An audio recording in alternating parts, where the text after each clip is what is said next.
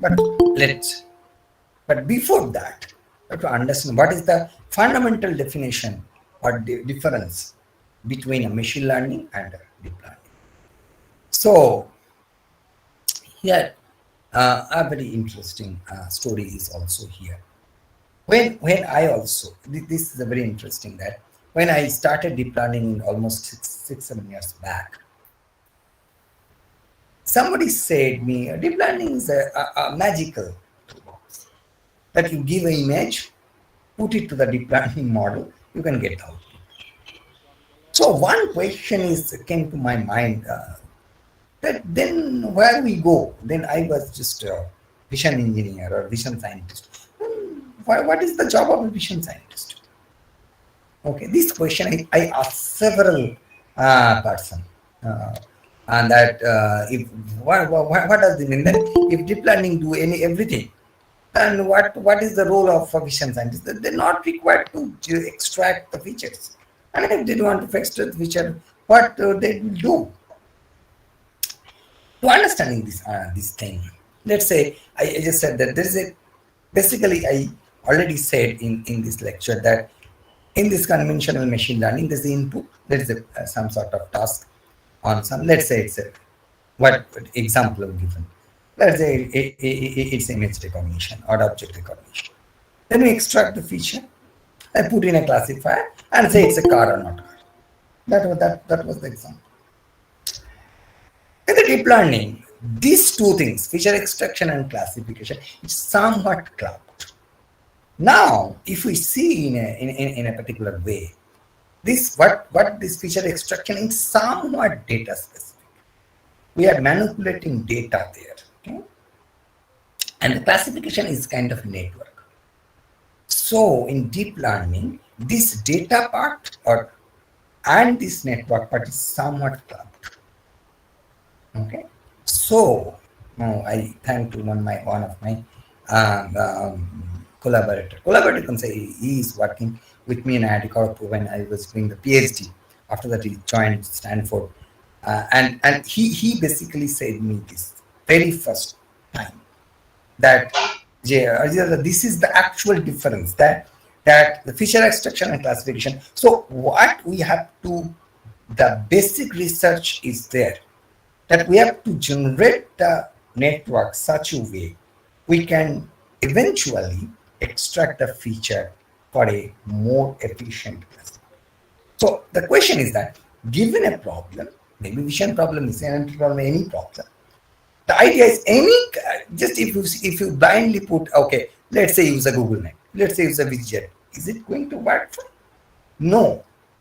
That is the fundamental question that nowadays people think that, okay, deep learning is very easy because you just download some sort of from any GitHub or any paper with code, that kind of VGGNet or kind of a Google Net or kind of a ResNet, and put an image, you get some results. No, this is just a playing.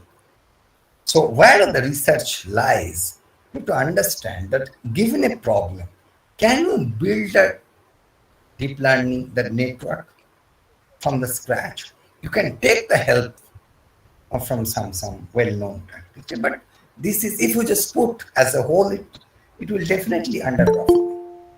So this is the very, very interesting thing, that can we build this network given a task to improve the result, or at least in the state of the result, beat the state of it. So that is the research lies, and thank God, thank to Vignesh that at time okay, no, there is a lot of rooms for vision scientists here to find out that.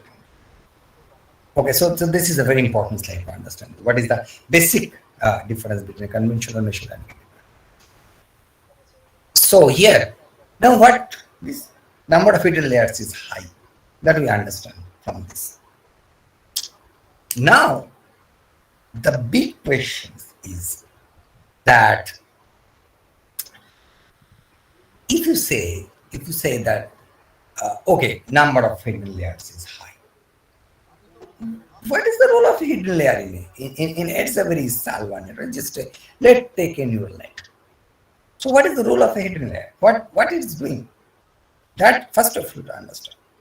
That then we can, if we increase the layer, what happens? So first of all, we have to understand what is the role of a hidden layer here. Okay, it's a hidden layer. Now you see that this I taken this problem is it is MNIST data set. Whoever is basically familiar with some machine learning techniques, it's a well-known data set. It's a handwritten data, numerals. So handwritten digit recognition system. Now here it is, we don't know. Basically it looks like 9, but it may be something else, 7 or something like that. So you see this is a 8 by 8 kind of structure. This is pixel values, and these values, there is a black values and this is a green, a blue values, and so you can say 0, 1 or something like that. So this is the representation of a single digit. So what we'll do, say this hidden layer, you can say we take this first row. Okay, so first row we'll take, and this is some hidden layer. This is basically connected to this hidden layer. So this black, let's say this black is positive weight, and this blue is 0 weights or negative weights, something like that. Okay. So this is, it will send a strong signal for horizontal line to top row, this row, and ignoring everywhere else. So this is just one layer, one neuron for the first. And for the second also you can, similarly you can do a second neuron for that. Yeah, this is for second neuron, that this is the second, sorry. So one thing. So this is just, it is not always required to take this horizontal. We can take we can take a kind of 3 by 3 patch kind of, and if we take the 3 by 3 patch, it will do. Okay, so these are the strong inputs and something like that. Okay. So strong signal from a dark area in the top left corner. So what teacher might you expect in a good neural net to learn when they're trained with the data like this? So what does this mean, this particular task? If you are being given this problem, okay, it's a very haphazard, very random way of handwritten text. So just for say child, when a child or as a kid basically writing the numerals. So it is not that much good. But what is our common sense to that? To find out, okay, these are 1, these are 2. So you can see our very basic idea, that's a common sense, that when there is a vertical line, it may be 1, it may be 7, because there is a vertical line associated with 7. It may be 4, and so on. If there is a kind of a horizontal line, so it may be upper portion of 2, 3, 5, 7, 9, some small upper horizontal line. Yes. If it is a small circles, okay, so small circles, it may be 8, it may be 9, it may be 2, it may be 0 or something like that. So 6 is also a small circle is there. So these are the things. So here you can say the vertical lines are associated with this. The horizontal line is associated with even these values kind of thing. The small circles are associated with this. What we generally do. And if these are these small circles, it may be 2, it may be 0. We can cluster in this way. Okay. So this is our common sense way. But what about the position invariance? Now the question is that, you see the small circles are 6 and 2 in lower part of this digit, whereas the small circle of 9 is the upper part. Something like that. So this position only if we say the small circle, it will cannot correctly say it is a 9 or 2 or 6 or 8, both circle in the both position. So our example unit detector were tied to specific parts of the image. Now you see what is happening here. You can say row 1, this is row 2, this is row 3, and these are the one, the new one. But you see, if you adjoin, if you just joining these neurons, so and you can another next layer neuron, it will give some sort of information of the localize of the position of these circles, position of the horizontal lines, position of the vertical line. So kind of localization information you can get.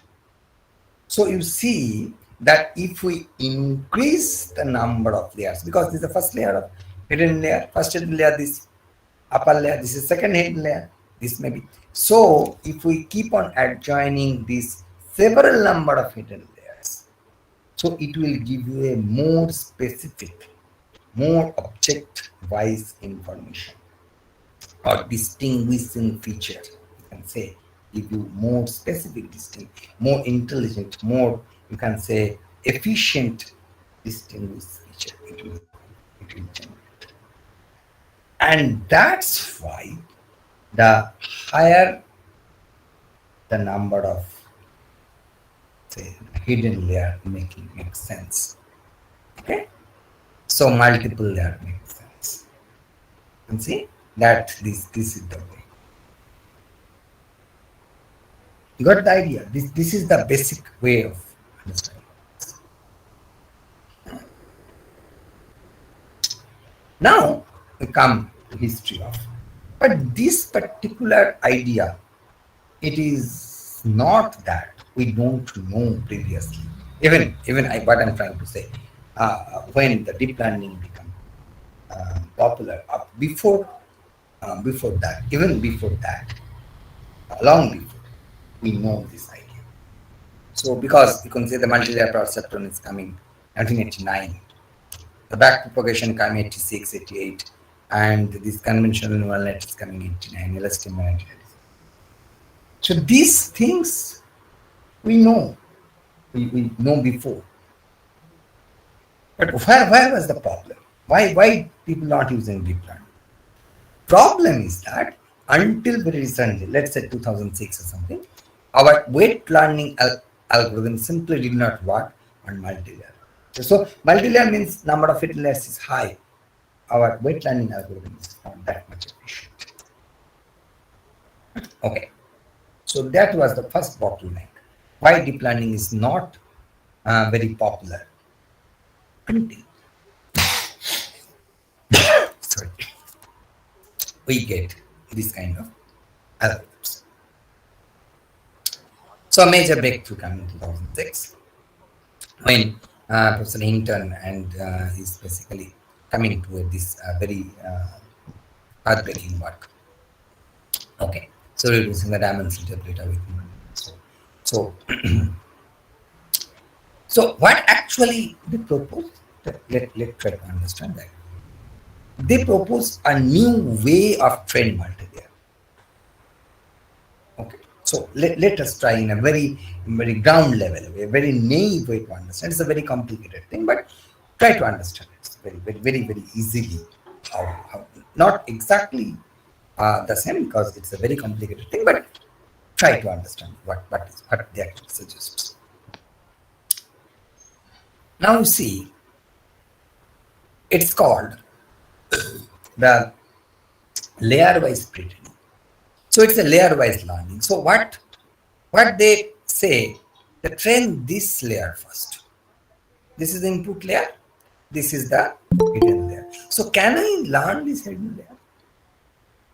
Now, if I'm being asked that you have to learn the hidden layer, what is my first question? How can we learn the hidden layer? Because we don't have the output. The output is here. This output is not here. There is no output here. So how can we get? How can I get the loss function? How can I get the gradient of error gradient? How can I backpropagate? There is no other way.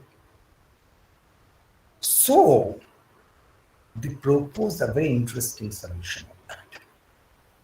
It's called autoencoder. So okay, they said, okay, you don't have output, you don't worry about it. What you have to do, you have just to reconstruct this input here as output. Auto encoding. Whatever we have to reconstruct it. So we assume that output is the same as input, and we have to reconstruct the input. So whatever we are getting here, what is the value, weights are in between, we can learn. Now we have input and output. Now if you have output, that we can learn it. So this concept of this autoencoder, they basically do this. By making this happen, many few units and the input. So I'm not going to autoencode, but the thing is that basic idea is that. So this is the input, this is the output, and this hidden layer. So then we can learn the hidden layer. So exactly we do that. And then this layer is learned. Now take is the input. Again, we have to learn this layer, and you reconstruct this here as autoencoder.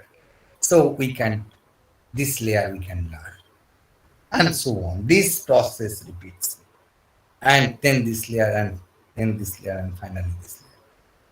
So if we do this layer-wise pretending kind of thing, we can have a very efficient layer-wise training. Okay, and this solves the problem of when the number of hidden layers is higher, so deeper the architecture, we can have now an efficient algorithm training. Okay, it solves the problem. So I take a vision example. So what is that CNN? Now we come back our previous example, that what is CNN for object recognition kind of thing. So these are the example of what we have said. Now what we'll see here in the mainstream, that feature extraction, mid-level features and trainable.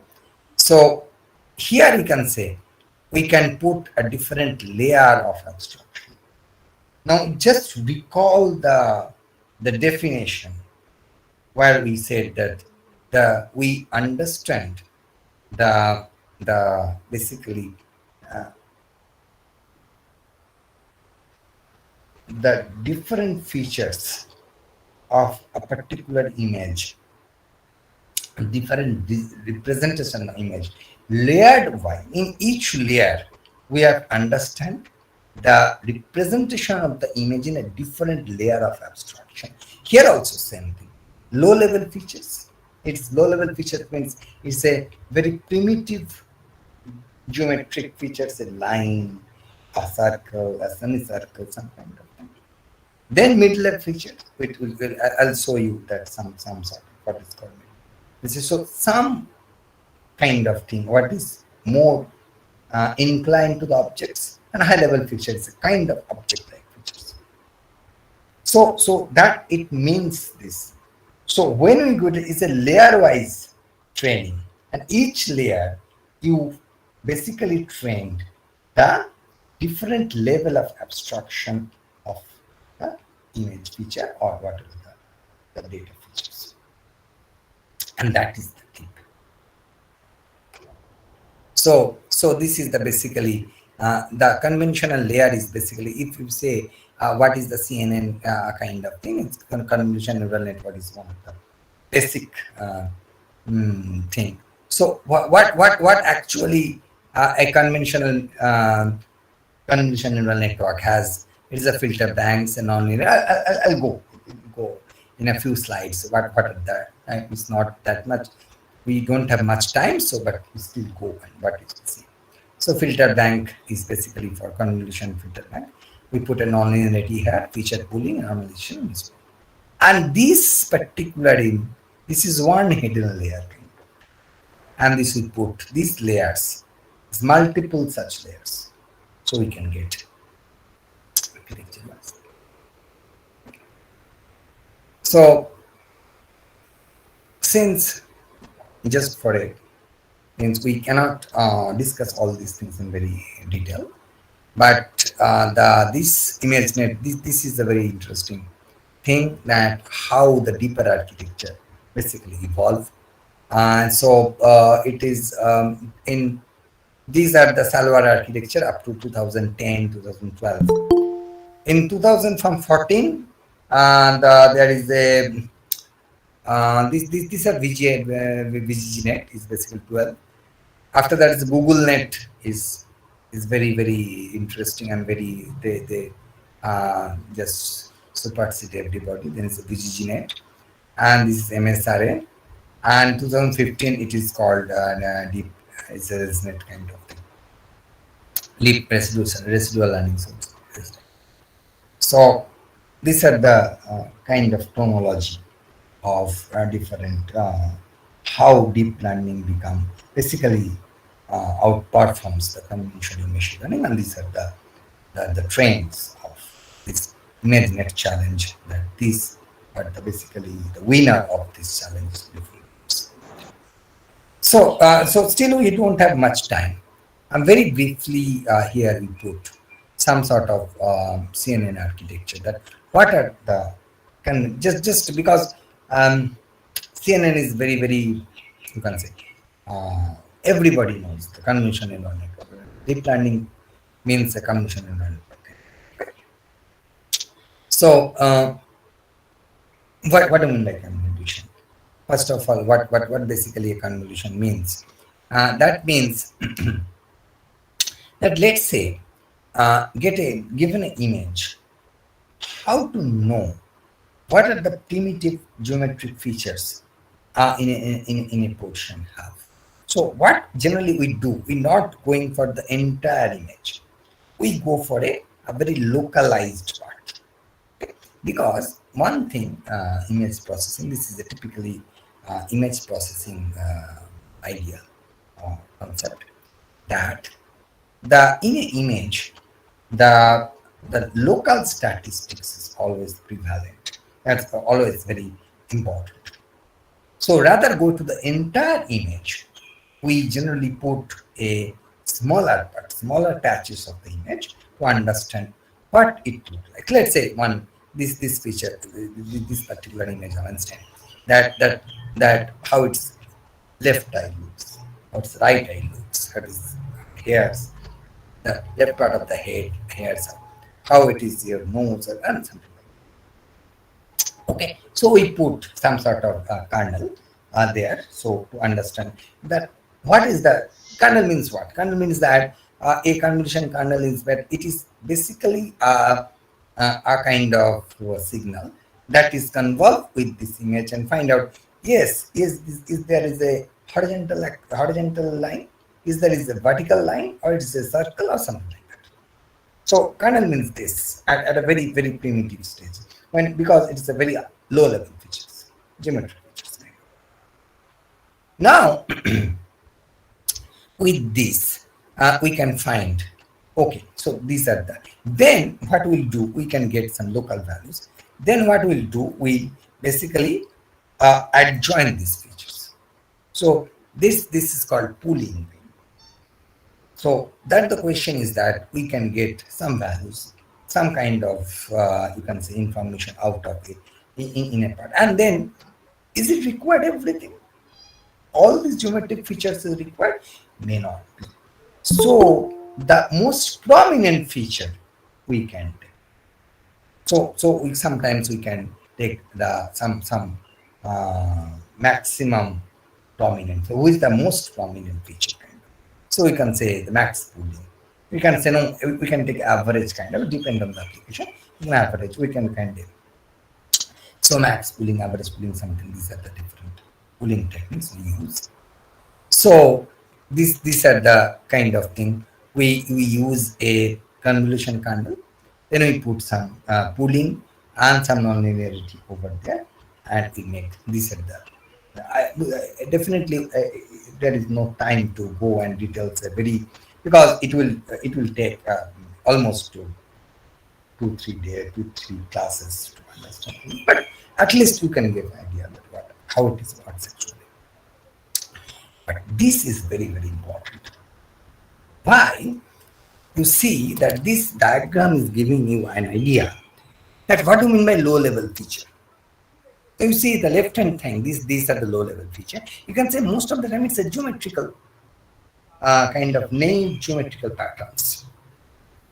Okay, so now you see that you can recall two things. You could recall this cat example.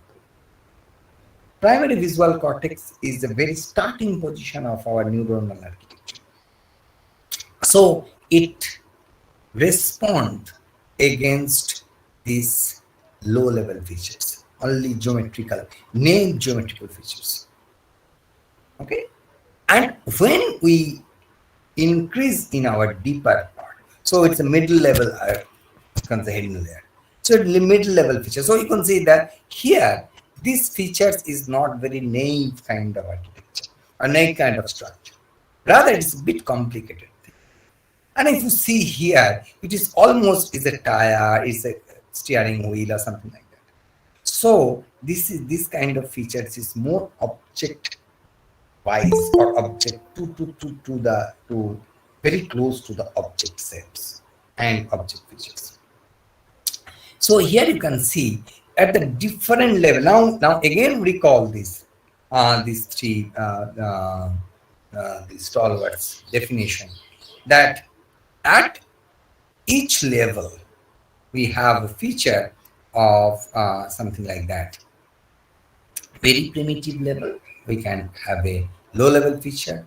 Mid level, we can have this kind of feature, and the end level, we can be more sophisticated features or more fine grained kind of thing. So this is the basically way. It's a very interesting paper, and so is it really for paper, so that we can.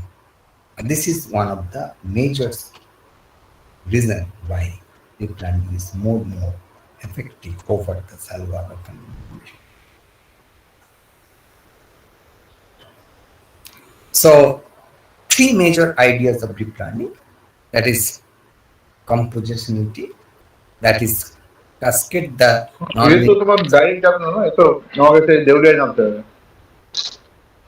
yes. Okay. Sir, please continue. Yeah. So this is compositionality, and then end-to-end learning, that is from input to the output, this learning, and undistributed representation. No single neuron encodes everything, and so and growth of no super. So these are the three major things: distributed representation, end-to-end learning, and okay. Now, why it is, and we already said that in the virtue of or to help of these people, this nowadays we get a very high level of GPU computational facility. So here that is something that is.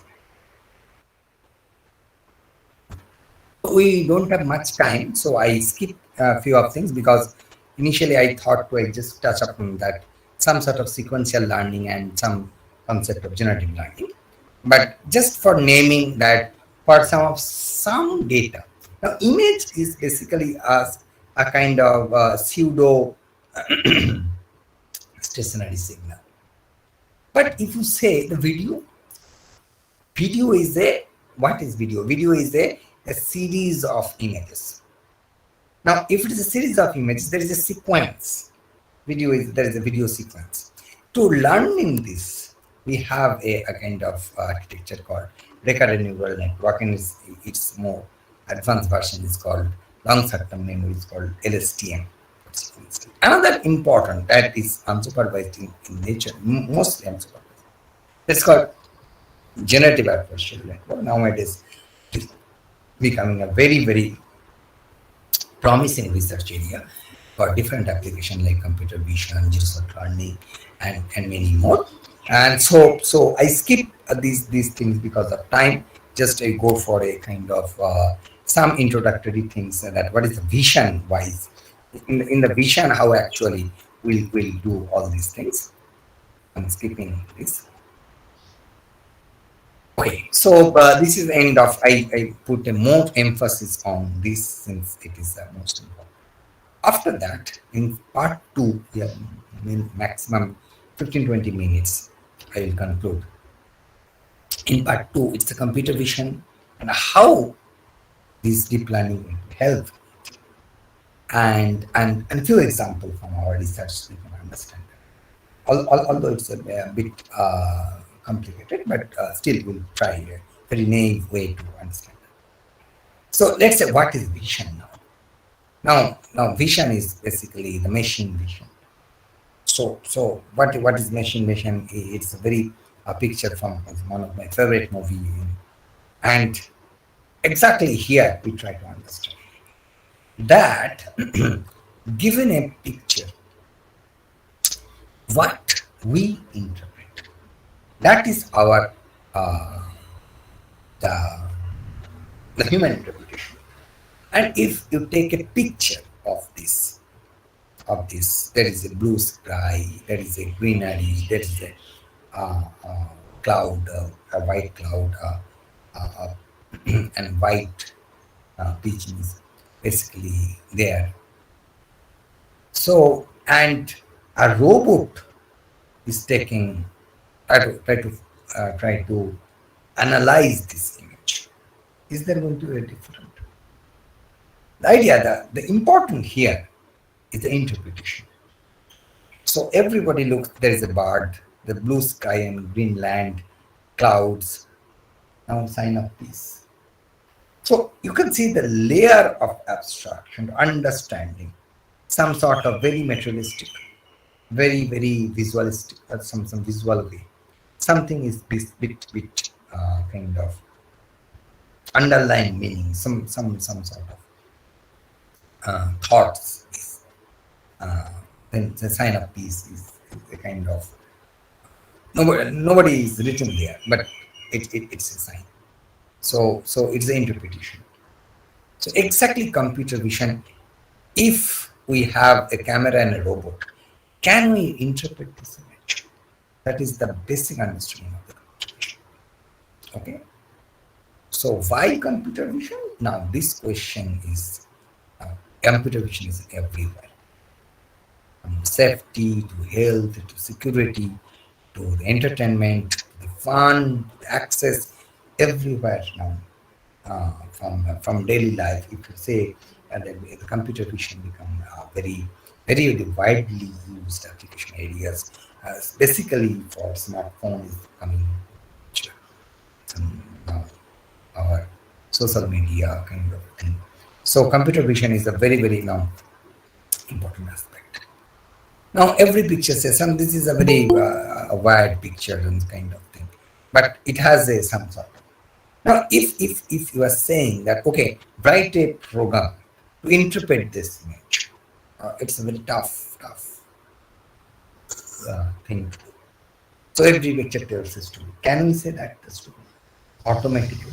So that is the question. So goal of computer vision to write a computer programs that can interpret the images. But frankly speaking, it's very complicated. It's very tough. And we are in a really infancy of this research. Very small, tiny things we can do now. Even we cannot describe image properly. It's a very complicated image. It is very tough, but even with a small, easy image, we cannot interpret. Okay. Now, this question is very controversial. But at this moment, we can say we cannot. We are much more intelligent machine than our invented machine. Here you can see that some sort of application areas. I'm just going through that. Art viewer, steady modeling. This is the computer vision is very much using there. Optical character recognition, that OCR, at that we can see that what is the meaning of this. Face recognition, smile detection kind of, emotion kind of detection, technique we can use this thing, object recognition. Okay. So these are the application areas. I'm not going face recognition. I mean, this is important. Vision based biometric can use a eye or this kind of what is it? Iris patterns for the biometric authentication. So login without a password. That means this is also face-based authentication. Object recognition in the mobile phones. That how can you see what the object is? In a movies, special effects, then 3D visualization of this. So these are the special effects, motion capture. So this is basically another way of doing it. So it's also movies, sports, smart cards, and vision-based interaction. Now what we are doing here, the same thing, the games and vision-based interaction, kind of. In space, you know that we are also doing some sort of this kind of thing. That in our this kind of when we are put our into the Mars, kind of there is a lot of challenges that how we can put some sort of mission engineering there to understand these things. Robotics. Robotics now another very promising field, very interesting fields there. Medical imaging now we can understand on a major field. But apart from this wide range of applications, what is the main challenge of computer?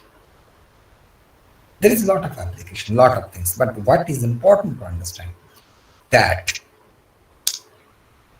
when we are trying to interpret an image, what going to give the more actually challenges, or what is the basic hurdle we have to try. Now take a example of object categorization. Now you can say there is a cow and there's a car. Okay, so what we'll do? So this is the again we already give some sort of understanding of this categorization, that is a car. So the images is there. There are cars and cows there, and so the words means they basically some kind of features, and kind of okay, it's called car, it's called cow or something like that. And there's a feature descriptor. There's a legs, there is a wheel, there is a steering wheel, and so on. Okay, so what is the basic challenges we face to doing this kind of object categorization job? You can see one by one viewpoint. Now, let's say it's a car. Now, if we take the images of this car in a different viewing angle, can you classify able to do that? Say that okay, this is a car. You just think about it. Let's say you train your image or train your classifier with a very frontal view of the car. But if a backside view, can it visualize? Human can do this just very easily. But can your classifier still understand that okay, no, it's a car only, it's nothing. It's not a car. Okay. Now again, the scaling. Your classifier is trained with the smaller images. Now if you give a bigger images, the classification performance drops, or vice versa. You are trained with the bigger images, with smaller images given, can it classify?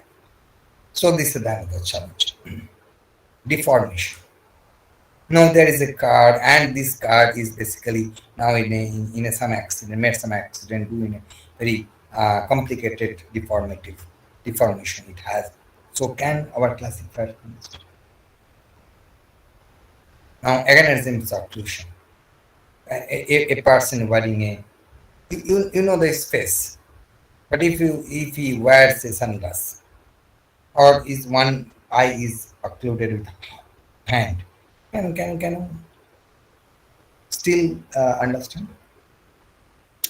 Now it is another very common thing.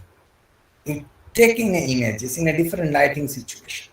It's called illumination. So you can see these particular images, you can say in a different illumination lighting condition you can take. Okay. So these are the basic. It's called background clutter. Background says that the foreground may not be visible properly. It's very similar texture, foreground and background. So it is also very interesting. Intra-class variation. Now cards maybe future cards, toy cards. So this is a different kind of some sports cards and some kind of cards in a different models. So intra-class variation is so high. Sometimes it is. Now these things are a very huge. It will create a huge research problem. Openings of the research problems. And nowadays, the zero soft learning, few soft learnings, kind of image interpretation, understanding, object detection, a lot of things being, and so it is a very kind of hot research field. Okay, so with this, we come to that what we are doing at our lab here. So, as you already said, these are the research areas. Basically, we come from vision, deep learning. There's underwater vision, remote sensing. What does actually this means, and come one by one. Machine learning, Joardar learning kind of thing, multimedia streaming, differences. So this is taken from underwater vision problems, image super resolution. When an image in underwater. So super resolution means if we have a very low resolution image, can it be possible to make a high resolution? So resolution is it improves that is super resolution. Now semantic segmentation of aerial images, satellite images. So it is also very important. We are working with some ISRO guys, so they are basically dealing with this problem. Semantic segmentation of these problems. Image denoising, image denoising also very interesting. De-raining, we have some good result. You beat the state of art for de-raining and de-aging. Defense also an interesting problem. So it's a denoising, it's called image restoration or video restoration. This is another very interesting field where I put just 1 minute. Memorability are a very interesting property. That if you see an image, can you remember it? You should see some image is very, once you see the image and you remember even after several years, and most of the image will forget. So the question is that, is there any psychovisual thing? No, question is that if you know it is your brother or sister, you can. We are not saying that. But it's a normal image. Let's say one monument. This monument, we forget. We get 100,000 of monument in our life. How many you remember? In a very great degree of details. So the question is that and is it possible to create a picture so that it more chances to remember? Or we can modify an image, an existing image, that the remembered chance is improved, or it's modified image so that an object is within an image is much more remembered. It is a huge impact or huge application in web-based designing, advertisement, and so many things. Nowadays, everything is digital. So it's a lot of applications. To answer these particular questions, the existence of measure of quality of chances of remembering forgetting an image is very essential. So we try to quantize that. We try to quantify the chances of remembering or forgetting.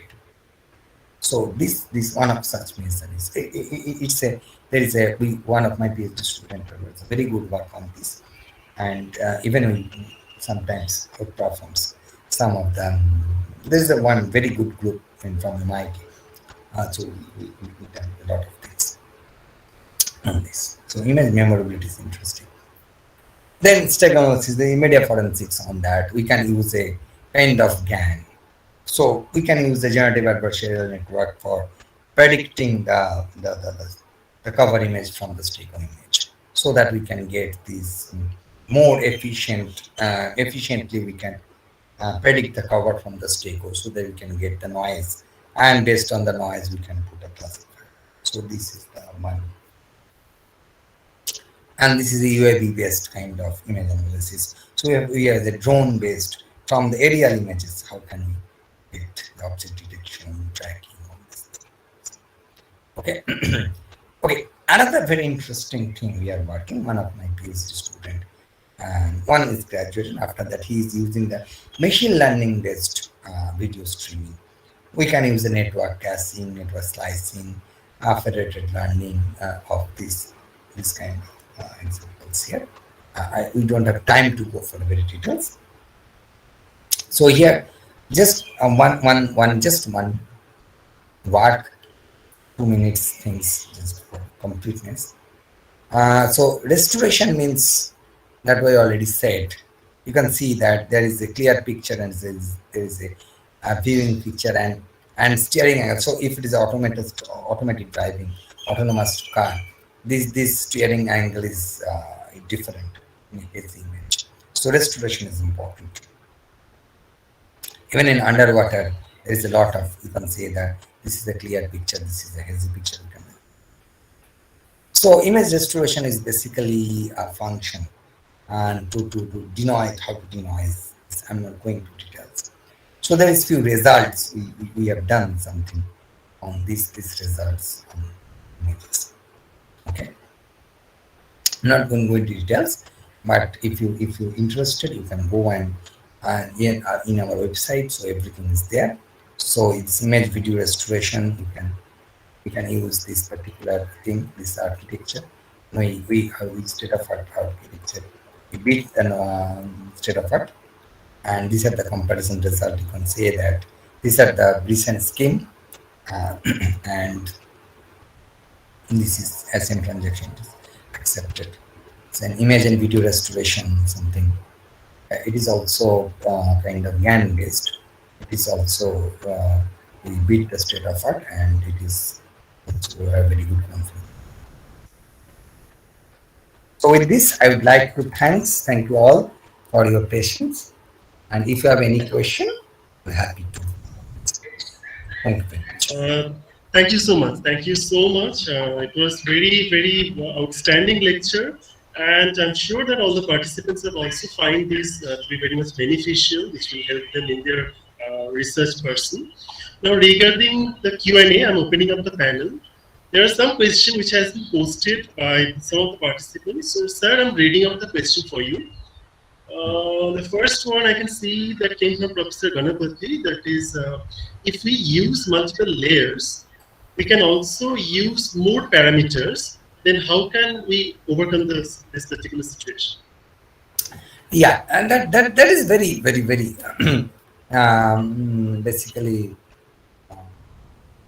common things. If you have multiple layers, the number of parameters is definitely high. So that's why I said that the deep learning is become more popular when we get a more high-end hardware with us. So high-end hardware means we have a GPU computing facility. Nowadays, a few years back also GPU is very costly. Nowadays we have a some low-cost GPU or something like that.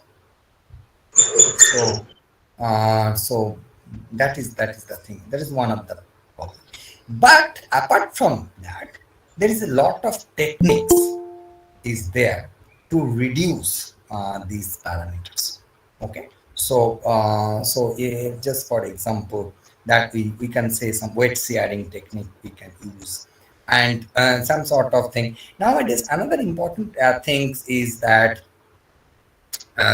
we can use a network compression. is used, that the similar kind of or a kind of compromised result or almost approximate result we can get from a much lower architecture. So these are the different way to handle this parameter. So definitely parameter will be definitely large, but there is a lot of way to handle it. And the next one is a very generic question. That is, one is asking for reference materials for deep learning. Look, the reference material for this is a very good book for Goodfellow. Okay, Goodfellow is basically famous for his generative adversarial network, and it is most importantly and most good news is that the soft copy is available in the net. It's freely available. So Goodfellow book is one of the very good material. Anybody can access. And apart from that, there is a plenty of very good lecture notes, some YouTube videos, and lot of material available on deep learning. So it's nowadays. Definitely. So, next and Jennifer, please mute yourself.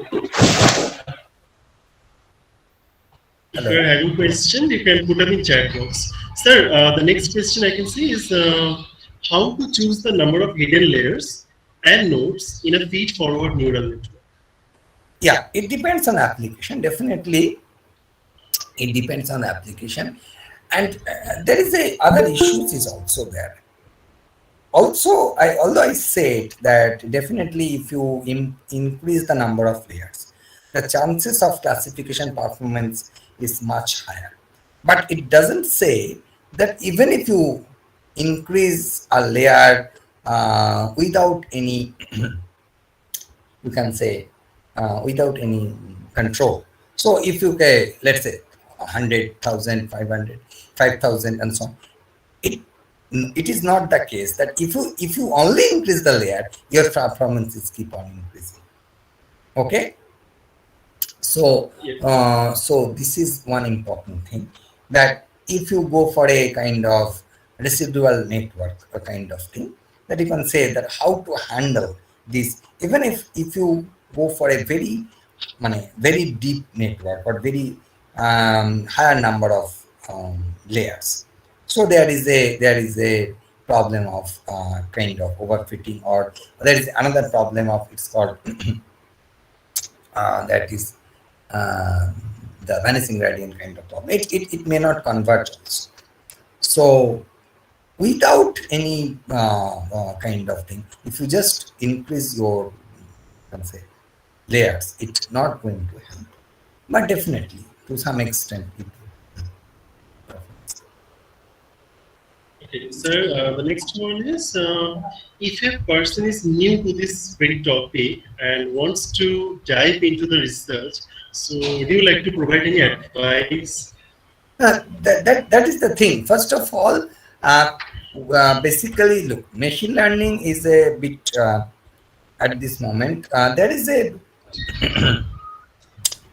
just for whoever is the very beginners of the machine learning, I would like to suggest him first go to few very fundamental topics like linear algebra, some good statistical thing, and some idea, because most of this concept and underlying mathematical model is based on linear algebra statistical model.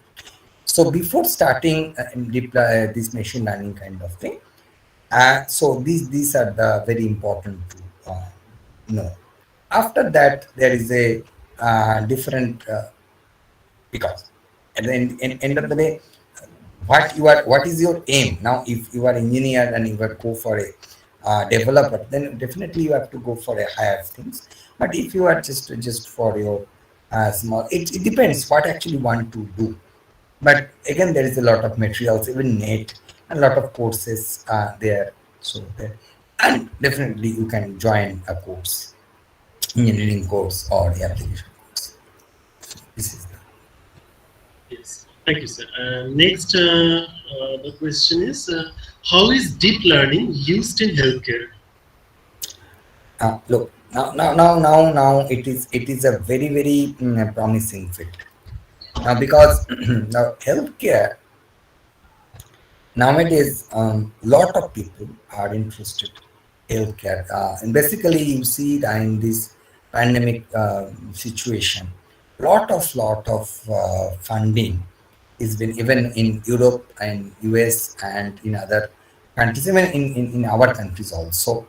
The there is a now it depends on anything, whatever in engineering science, in a this our normal our sciences, that it depends on that the application or technologies depends on that what is the necessity, what we require at this moment. What we find that medical imaging has a very promising, and because we required lot of pathological, radiological analysis, and there is a lot of scopes of some images or some sensors is noisy, so we can denoising it. So there is a lot of scopes to write, and definitely deep learning is performing well or better than the conventional machine learning. So definitely people are going for it, for that.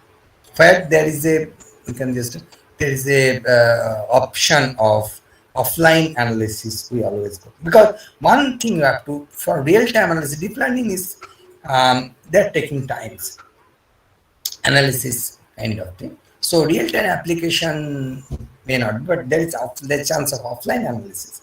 We always go for.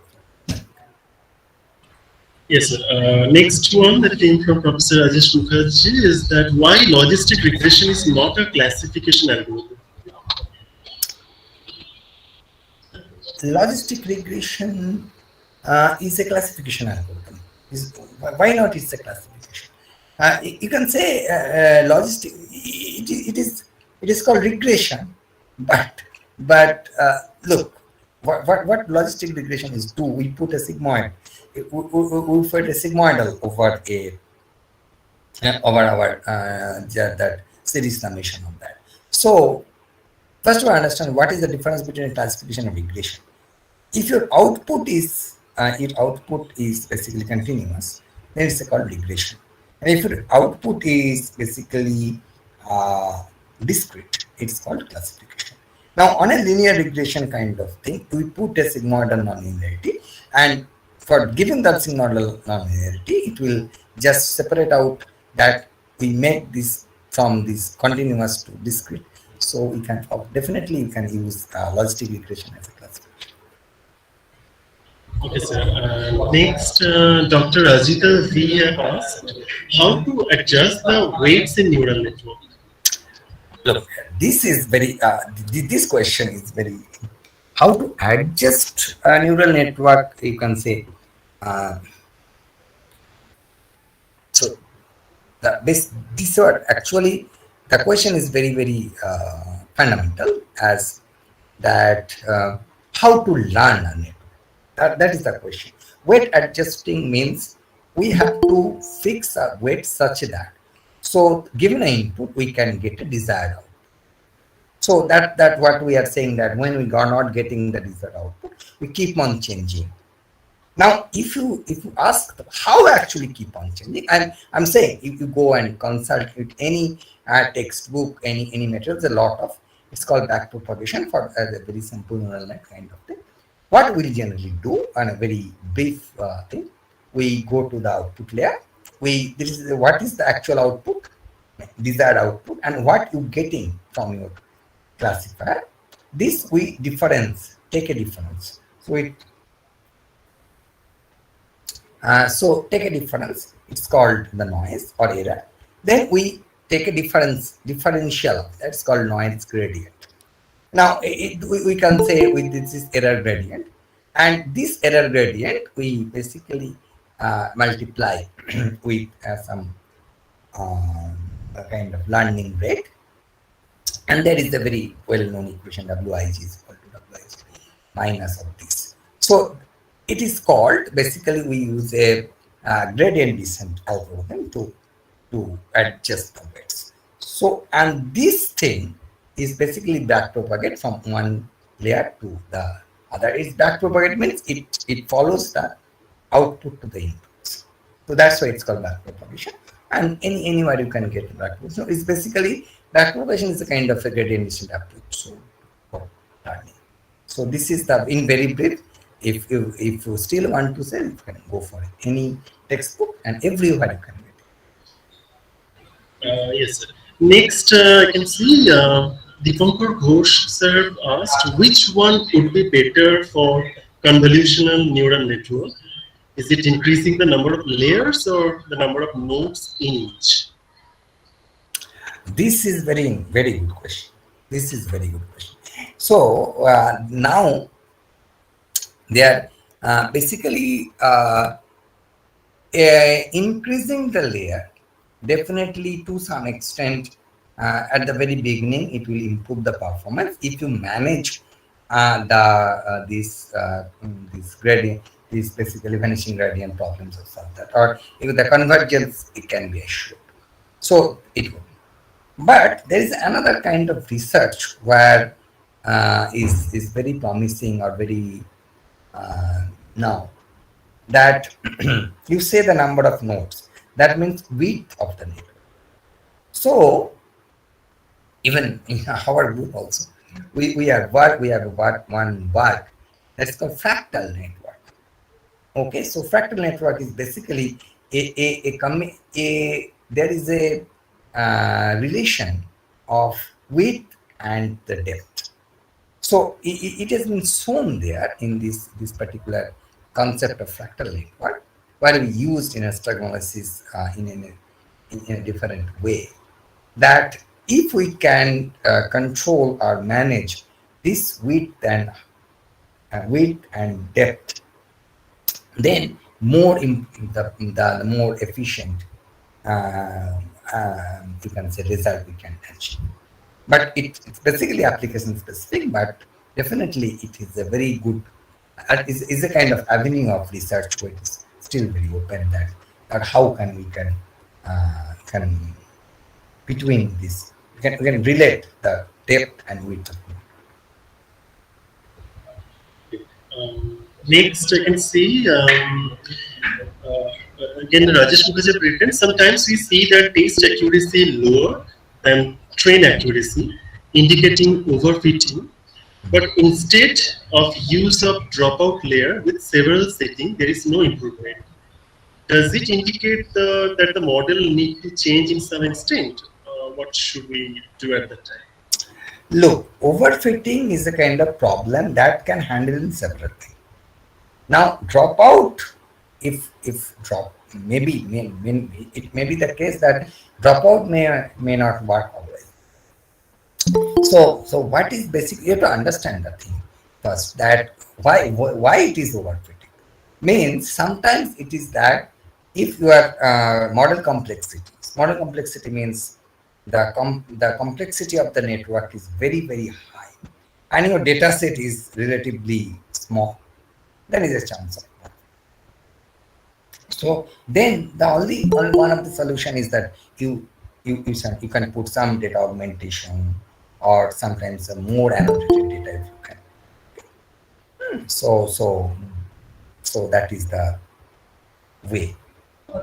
And apart from that, you can do the regularization, you can the early stopping, there is some sort of initial parameter initialization. It's a lot of way to handle it.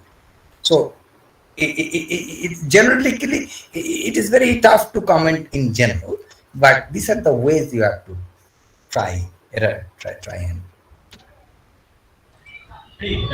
Sir, the next thing I can see that how can be the deep learning used in education field?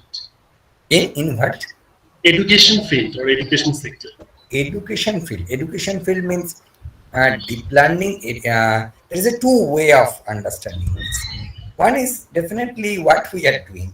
That deep learning is basically we are using a lot of courses, all these things. But I think the question is different. Question is that some education technology this basically is concerned.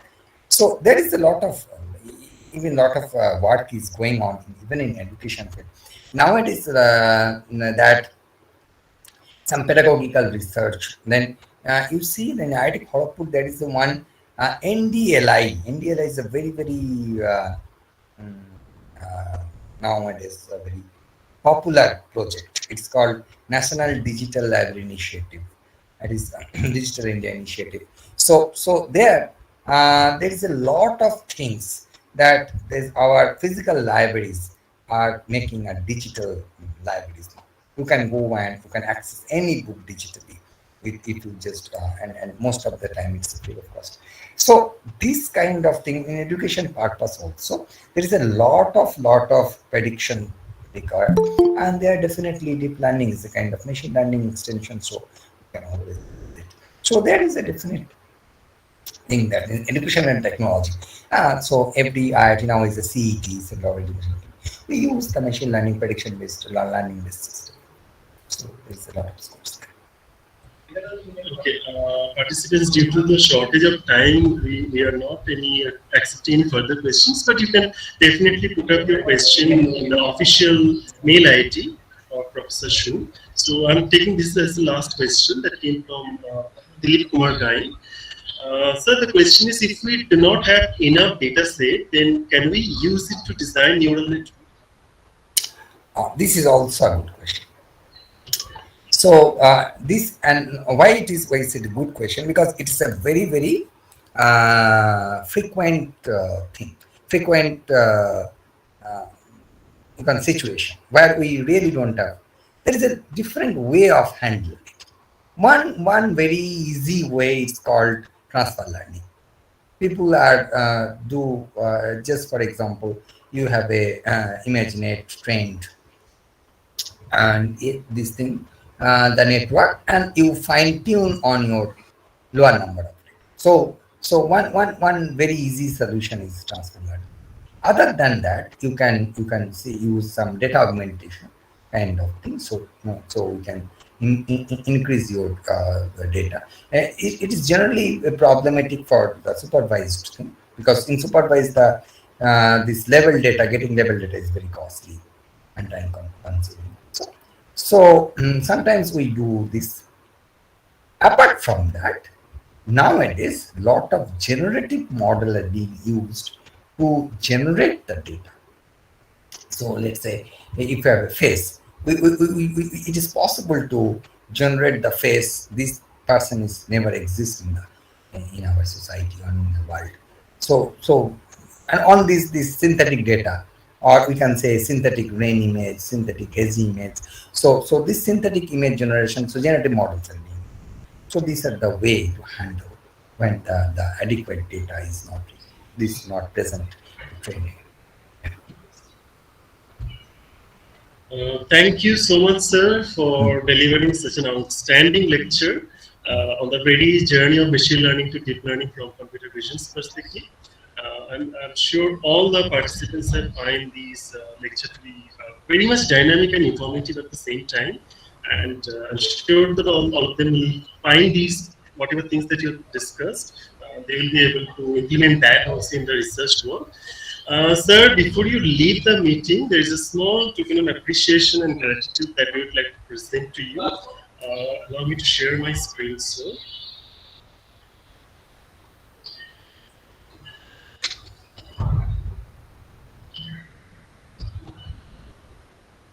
So, okay, thank you very much. And definitely we'll mail the certificate to you also. Yeah, definitely. Okay, thank you, Abhijit. And I don't know Tarun is here, is near or not, but Yes. Thank you. Okay, thank you. We are glad to have you. And I would like to thank the organizing committee once again. Thank you, sir. Thank you. Thank you very much. Thank you, sir. Thank you. Okay, then. So when taking leave, thank you. So on that note, we are concluding the session for the first day of the meeting. And requesting all the participants to join in our tomorrow's session as well, starting exactly at 3 p.m. And the meeting link will be shared. Meeting link will be shared in the WhatsApp group prior to the commencement of tomorrow's sessions. So please do not worry. Regarding the attendance form, it will stay live till 5:30 p.m. Dr. Ajita, you have asked to share the mail ID of today's resource person. The thing is, you can find that from the official site of Urjit Resource from IIT Guwahati. You can easily find that out. And definitely, the meeting link will be shared during the commencement of the session in the WhatsApp. So on that note, thank you, sir, and thank you, Urjit, sir, once again. Okay, I'm thank you very much. Thank you, sir. Thanks to all participants for attending today's sessions of the FDP, and see you all on tomorrow's session. Have a nice rest of the day. Thank you.